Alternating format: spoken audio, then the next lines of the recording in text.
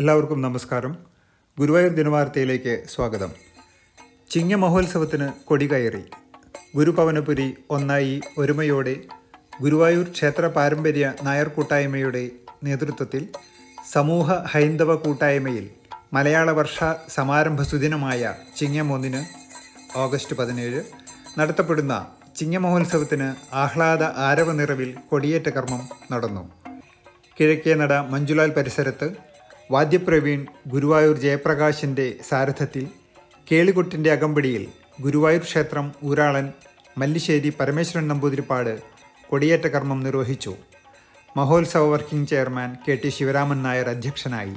തുടർന്ന് സമുദായധാരഥികൾ ഒത്തുചേർന്ന സമന്വയ ജ്യോതി തെളിയിച്ചു.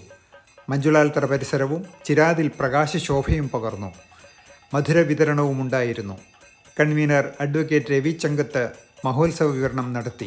Secretary Anil Kallat, Balan Varnat, Sreedharan Mampuzha, doctor Somasundaran, Sasi Kenadath, Jayaram Alakkal, Nirmala Nayakath, Radha Sivaraman, IP Ramachandran, Sreekumar P Nair, Murali Akampadi, Ramakrishnan ഇളയത്, V ബാലകൃഷ്ണൻ നായർ എന്നിവർ പ്രസംഗിച്ചു.